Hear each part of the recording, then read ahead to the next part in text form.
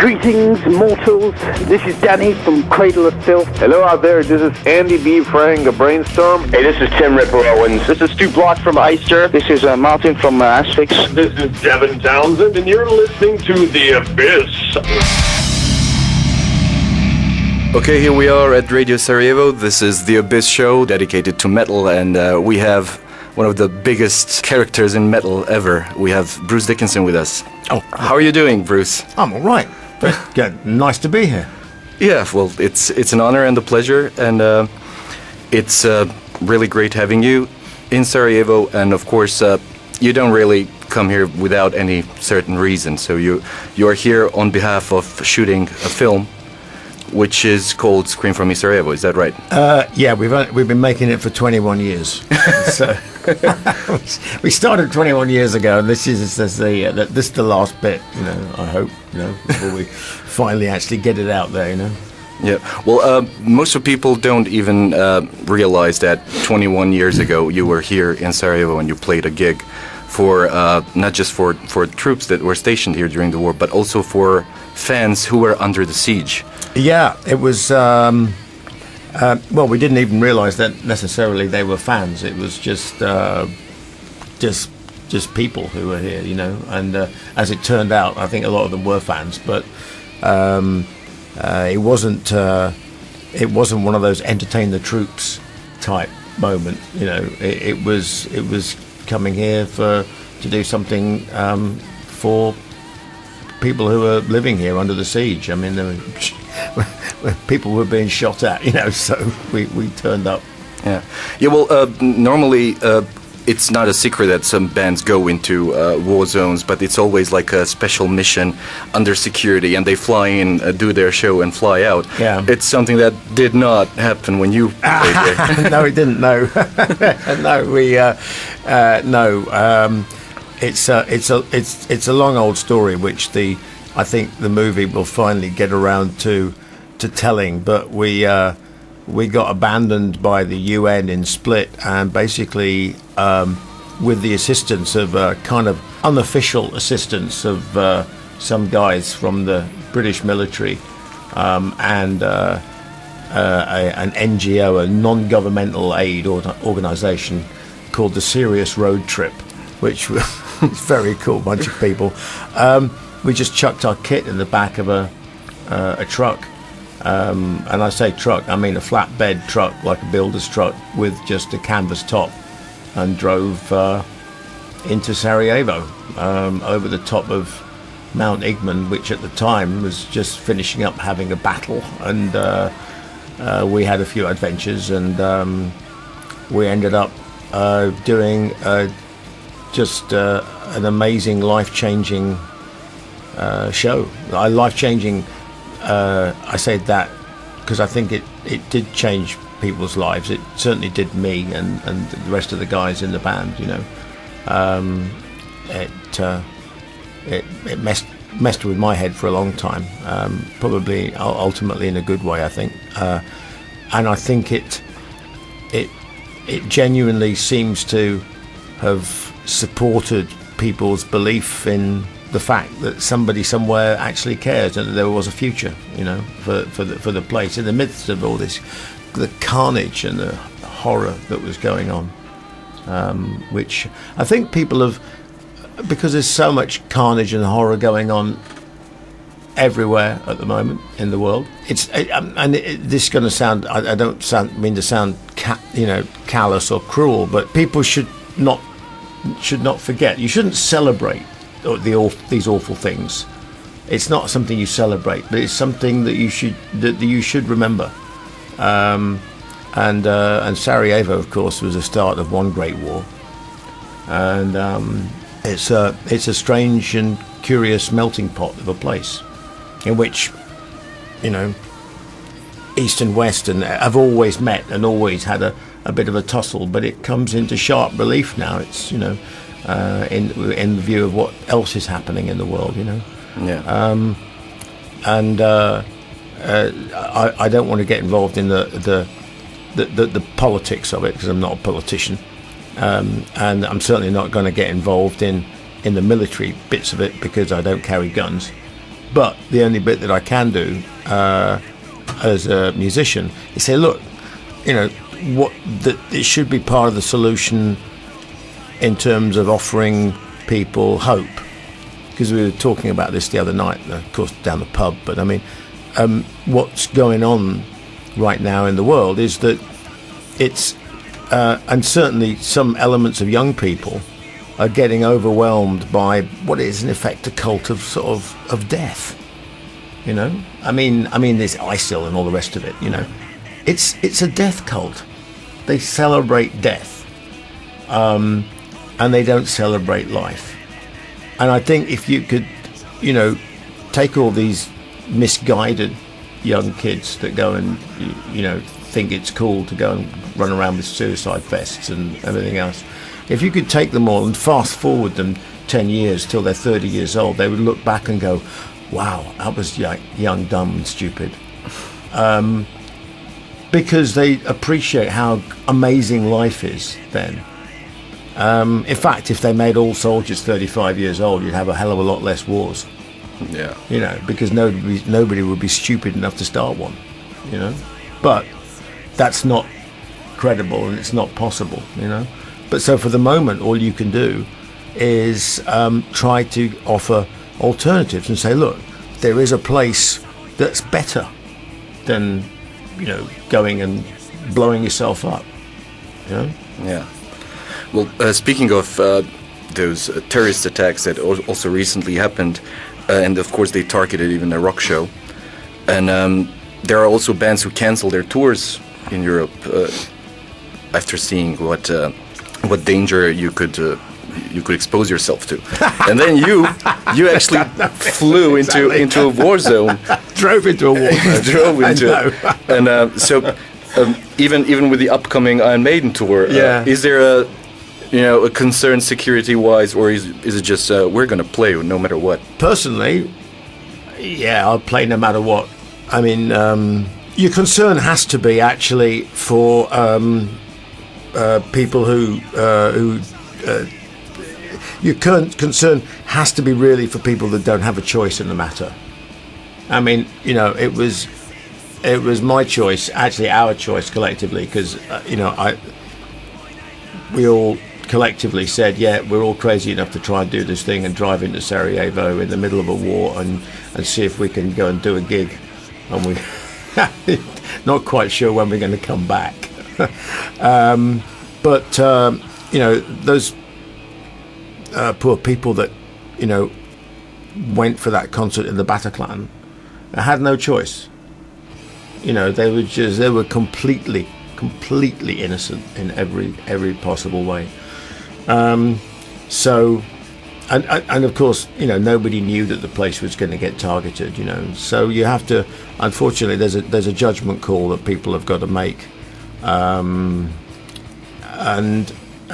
you have to make it on the best information available as to whether or not you suddenly going to get, if somebody said, oh, we're going to massacre everybody at a rock concert, you say, well, is it some lunatic, or is it genuinely credible that this might happen? And you can't take the responsibility for what might be some lunatic massacring people just because you want to be kind of macho man and stand up and say, yeah, we did this and people threatened us, but we were like macho man, And that's great until one day it turns out that somebody does go and do some outrage, and then you have got lots and lots of dead women and children, and you go, maybe we shouldn't have done the show because there was a credible threat, So unfortunately, you've got to be grown up about it. But at the same time, you still need to be able to offer people that hope and send that message out there. They can't stop. Real life just carries on. I mean, when the Irish Republican Army, in years and years, when I was a kid, things were getting blown up left, right, and centre in the UK.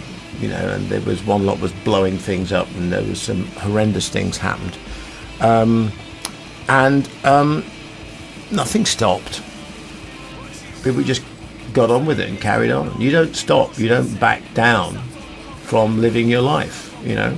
And that was the message of Sarajevo, was that, you know, in all the craziness, this little bastion of rock and roll and kind of normality happened for 5 minutes in the middle of it. You know, yeah, you know what, there is light at the end of the tunnel there, you know. And I remember reading the same thing when it was the Sarajevo Orchestra did something. Yeah. Yeah, and there was also a guy who was playing the cello during the bombings and stuff. Yeah, brilliant, absolutely brilliant. So all those kinds of things are acts of defiance, but not involving guns or bombs or bullets and things like that, you know. Yeah. Well, of course, heavy metal itself is very, aware of the topics. They like to sing about wars. We write and lots stuff. of songs about war and bombs and. Yeah. But you were actually in one, so. Yeah. Well, yes, not as much as the people who are living here. I was in it for 3 or 4 days, and quite frankly, I had my head down most of the time. You know, I wasn't aiming to get shot at. You know, I mean, war is one of those things that brings out the best and the worst of everything and everybody, in the whole of humanity. You look at some of the incredible stories of heroism and courage and bravery and self-sacrifice that happens in war. Well, it's unbelievable. And then you look at some of the other stories of the massacres and the genocide and the cruelty and the, you know, dishonorable things that people do. And that's also unbelievable. And then you look at the whole thing of the whole concept that people would just 1 minute, because of a political disagreement, pick up guns and start shooting each other. You go, that's actually nuts. Animals don't do that. Animals are smarter than we are. You know, they realise that actually, that okay, they might beat each other up, you know, but we're one of the few species that kills huge numbers of its own species effectively for the hell of it. You know, Yeah. If you look at some of the, you know, genocidal regimes that have happened over the last, well, name it, you know, thousands of years, you know, because everybody, obviously, you know, the Holocaust of the Nazis, you know, but we've had, you know, dozens of Holocausts around the world with different ethnic groups being killed in, you know, the millions by other ethnic groups, and it's still going on, you know. So there's something wrong with us. There really is, you know. Yeah. Well, obviously, all those war stories, and even now, whenever something happens, it's a huge deal in the news. And Sarajevo back then, in the 90s, in the early 90s, was on the news all the time. And you went, you came here, you played the show, and almost nobody knew that you were here. And I mean, even on the outside, there are bands or artists who would try to market that. You know, I was there and use the whole media hype about the war. You didn't do that. Yeah. Yeah, I think we might have tried, but we weren't very good at it. Yeah, I don't think anybody understood what was actually you know, going on, to be honest with you. So we just kind of went in and did it, and it was difficult to talk about it to people, really, because they said, "Oh, you just did a gig in Sarajevo," and they went, "That was cool." I went, no, it was a bit more than that, actually. And it was a bit more than, I tell you what, let's just not talk about it. Let's just sit and talk about something. Let's talk about Christmas or turkeys or something, you know. Because it was hard to explain to people the emotional sort of roller coaster that you'd been on for, well, 5 days, effectively. I mean, it's 5 days. I mean, and it felt like a lifetime, and it's just sort of like burned into my memory. I mean, we did this chat in front of the camera last night, and it was just about. I think I talked for about 40 minutes, and just went and just download, just dumped everything that I could remember. There's a few things there that I didn't get around to talking about, but it's just there as a big chunk, like a movie that's never been shown in my head, what happened. And I know it's the same for the other guys as well, you know. So what it must have been like to be here and live through that nightmare for years. Incredible, you know. I'm amazed that anybody's still here, walking around, you know, with the right kind of, with their head screwed on the right way around. Yeah, but now, as you said, it's a whole story, and it's being filmed for a documentary. Yeah. So you're here to finish it up. Do you know when it's going to be published, or when it's going to be finished? Well, I mean, this is the last. I mean, I was supposed to come last year, and at this time, and obviously, you know, I had I had a little bit of a war zone going on myself because you know, with this sort of the cancer thing. So and embarrassingly, I couldn't tell anybody about it. So when they said, "Oh, you coming to Sarajevo?" I said, yeah, I can't. I've got to go for a couple of checkups, you know." And then, "Oh, what's wrong?" I don't know yet. We're just trying to find out. You know, I knew exactly what was wrong, but I was like, you know, we were trying to keep it quiet until I'd actually finished having all the treatment, which was basically at the beginning of March this year. And then we sort of told everybody, and everybody sort of, "Oh my God," you know. But so unfortunately, that's why I didn't come this time last year. I mean, I just got diagnosed round about now. Actually, I'm a year late. I'm always late. So you know, the idea was that, you know, I could just come round and visit the places that we went to, the venue, and some of the other places surrounding the whole thing. Everybody could ask the questions and film and do their bits and bobs, and then that would be it. Then they can go off and edit it. No. Finally. After you're done with the shooting of the movie, of course you're going to prepare for the Book of Souls Iron Maiden tour. Oh yes. So you just also mentioned that you are finished with the cancer treatment. Oh yeah. So the preparations, did it take any toll on your vocal abilities? And I don't know. I'll tell you after the first show. You know? No, I mean, I had a great doctor who, you know, explained that where the primary lump tumour was. I mean, it was the size of a golf ball, and it was sitting round in the base of my tongue, like right round the corner. You know. Now I just finished doing the album. So I've been singing away, you know, and everybody, "Wow, sounds great," blah, blah, blah. So this was like, huh? You know? Wow, this is news to me. But he said, "Look, you know, when we zap it with the radiation and all the rest of it," so we had like 33 radiation sessions consecutively.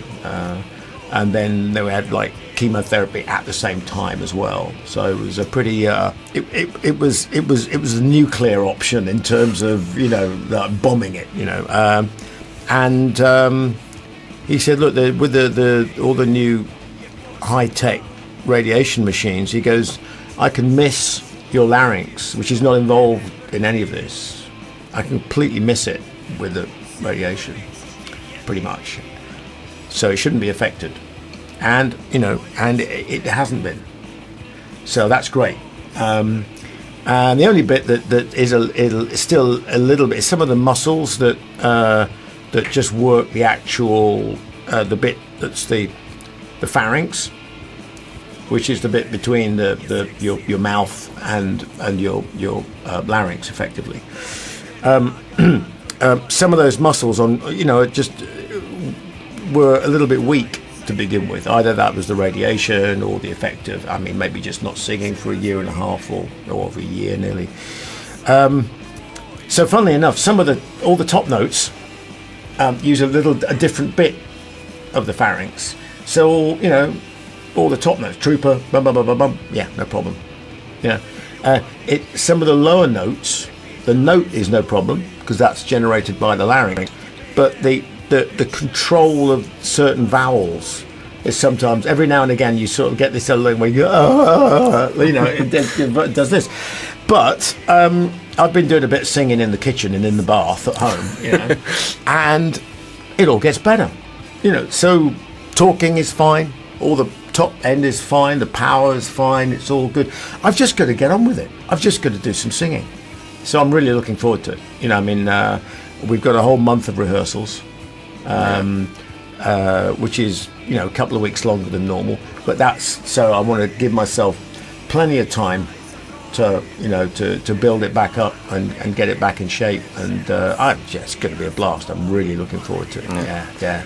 Well, Maiden tours are always a huge production, and it's always based on the latest album, in this case, The Book of Souls. So can you tell us any news, or what can we expect, if you can tell anything? Or I can't tell you any news because I'm seeing the set tomorrow. I'm actually going. You don't know if how many songs of the new album you're going to play, or something? Oh yeah, I know that. I know that. Yeah, I know what the set list is. Yeah, but I'm not going to tell you. But the actual production is I'm seeing it tomorrow. I mean, I'm on some crazy ridiculous flight in the morning, and I'm just going to go straight to the top secret location where we're having it all set up, and we're going to have everything, pyro, the lights, all the eddies, everything in there. Obviously we're not going to be playing, we're just looking at the production, because we've got like a couple of months. If we don't like anything, we can change something, we can muck around with it, tweak it a little bit, so it's going to be, I'm very, very excited about that. Oh, great. Also, it's no secret that you were actually working on your solo album with Roy Z. Yeah. And If Eternity Should Fail was meant to be on the solo record. Yeah, I mean, that was part of it. So I had probably about half an album kind of demoed, maybe a little bit more, then obviously I got this, sicky thing. So any plan to finish that up was put on hold. I was hoping to go and do a bit of finishing up with that before the tour, but haven't had a chance to do that. So that I'm going to have to try and do that maybe after the tour or something, But certainly I've got loads. I mean, I've been sitting at home, writing ideas down and song ideas and things. And whether it ends up on a solo record, or whether it ends up on another Maiden record, it'll end up somewhere, Yeah. Well, that's great. I'm actually personally looking forward to the solo album. Yeah, well, no, I'd love to get it finished. I mean, it's changed around a little bit. At one point I was thinking of doing like a big concept thing, and then, I'm not so sure now. I think I'm just pretty relaxed. Just go in and just don't try and prescribe what it necessarily should be. Just see what happens, Because the last one I did was Tyranny of Souls, Yeah. And actually, that worked out pretty good, that album. I mean, I thought Tyranny was a really good record. Obviously, Chemical Wedding, was a pretty sort of groundbreaking record for me, because it really established a kind of a really cool style, for me, that just a little bit out of the normal mold. Accident at Birth was a great record, but it was still quite conventional in some respects. Tattooed Millionaire was effectively like a classic rock record. Yeah. And the one that I think, honestly, which is the sleeper in the whole thing is Skunkworks, which is, I think, one of the most overlooked records, and it's got some amazing stuff on it, really amazing stuff on it, Skunkworks.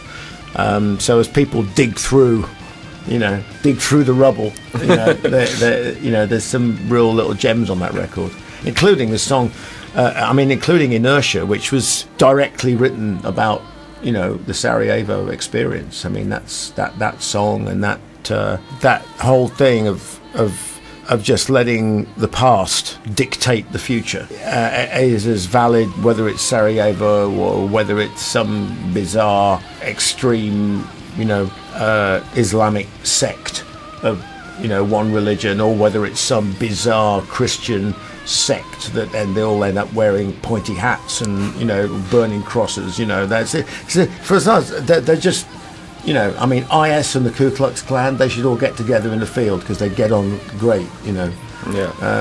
They're the same bigoted thing, the same thing against women, the same thing against people who are different. And that's all they are, you know. It's just this little death cult that doesn't celebrate life, you know. So, and that's what the song Inertia was all about, you know. Yeah. Yeah, well, you wrote that song after seeing Sarajevo 21 years ago. Yeah. And you had the chance to see Sarajevo now. So what's the difference walking 20 years later through that city? Well, I'm not having to dodge bullets, you know. And so, no, it's kind of exactly what I expected. It's just a city, you know. I mean, it's like standing on the corner where Franz Ferdinand got shot, and you go, wow, that didn't happen yesterday. That happened in, well, you know, like 1914. And all this stuff that happened 21 years ago, that didn't happen yesterday. That happened 21 years ago. So that's not happening now. And that's, I suppose, a lot of people where they decide to remember history, right? There's some cultures remember history like it was today. So if they sing a song where 600 years ago, all the men from the village came and massacred all the other men from all the village, and they sing a song about it, in some cultures, it's as if it happened yesterday. But in England, I don't know why, as far as we're concerned, that's history. That didn't happen yesterday. It's nothing to do with us, although we remember it, we might commemorate it, we might think, oh, that's kind of cool. But we had one civil war, and we had one dictator for a while, Oliver Cromwell, and we kicked him out because we didn't like the dictator, and we brought back the king, right? Yeah. And we brought back the king, who only rules by our permission of the people.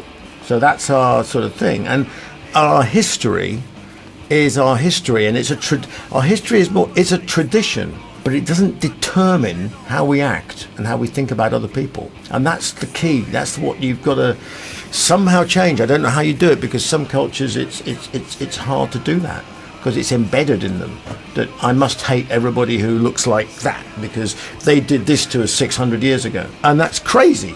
It's insane. It's nothing to do with you what happened 600 years ago. Get over it, you know? And that's one of the biggest, you know, being a prisoner of history. You should celebrate history, you should learn from history, but don't be a prisoner of it. That's a great message, and also one that's in the film, I suppose, about Sarajevo. And yeah, I'm looking forward to it. You have a lot on your plate now, with the tour coming up. Yeah, I'm hungry. Movie coming up. Yeah, so that's basically it.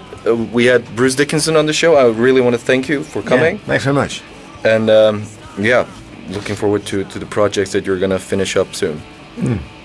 All right, buddy. Thank you. Thank you. And do you have anything that you would like to add, or for people who are listening, because this is not just for the Sarajevo people, but also for everybody else. Okay, yeah. Well, just scream for me, Sarajevo. There you go. That's the name of the movie as well.